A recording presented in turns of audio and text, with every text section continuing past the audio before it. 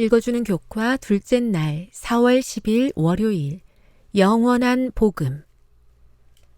세천사의 기별의 시작인 요한계시록 14장 6절이 영원한 복음으로 시작하는 것을 주목하라.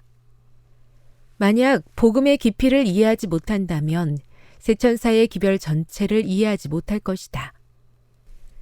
하나님의 심판 때의 기별이나 바벨론의 멸망, 그리고 짐승의 표에 나오는 쟁점들 또한 결코 완전히 이해할 수 없을 것이다. 고린도전서 15장 1에서 4절, 로마서 3장 24에서 26절, 로마서 5장 6에서 8절을 읽어보라. 이 본문들에서 영원한 복음은 어떻게 제시되는가? 여기에 우리를 위한 어떤 놀라운 소망이 나타나 있는가? 복음은 그리스도의 우리 죄를 위한 죽으심, 그분의 영광스러운 부활, 그리고 우리를 향한 예수님의 변함없는 사랑과 관심을 말해주는 믿을 수 없을 정도로 좋은 소식이다.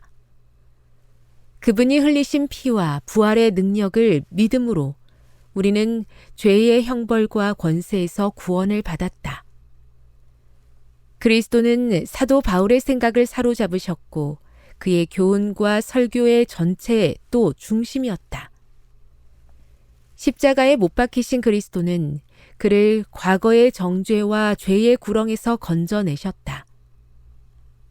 부활하신 그리스도는 그에게 매일을 살아갈 능력을 주셨고 재림하시는 그리스도는 그에게 내일을 향한 소망을 주셨다. 로마서 본문의 요점을 주목하라. 첫째, 우리는 은혜로 값없이 의롭다 하심을 얻었다. 둘째, 은혜는 하나님의 의의 선언이다. 셋째, 은혜는 믿음으로 예수님을 영접하는 자를 의롭게 한다. 넷째, 우리가 아직 죄인 되었을 때 하나님의 사랑이 우리에게 나타났다. 그리스도의 은혜는 우리의 공로, 자격, 노력으로 말미암은 것이 아니다. 예수님은 잃어버린 죄인들이 겪어야 할 극도의 고뇌와 고통스러운 죽음을 대신 죽으셨다. 그분은 죄에 대한 아버지의 가득 찬 진노, 죄에 대한 심판을 경험하셨다. 그분은 우리가 받아들여질 수 있도록 자신이 거절당하셨다. 그분은 우리의 죽음을 대신하여 죽으심으로 우리가 그분의 삶을 살게 하셨다. 그렇다면 구원이 오직 믿음으로 말미암고 율법의 행위에 의하지 않는다고 해서 이상할 것이 있겠는가? 거기에 무엇을 더 추가할 수 있는가? 우리의 행위가 아무리 최선의 노력을 다하고 심지어 성령 충만한 일이라 할지라도 그리스도께서 십자가에서 우리를 위해 하신 일에 무엇을 더할 수 있겠는가? 게다가 구원의 계획은 시간이 시작되기 전부터 시행되어 온 것이기 때문에 영원한 복음이라고 불리는 것이다.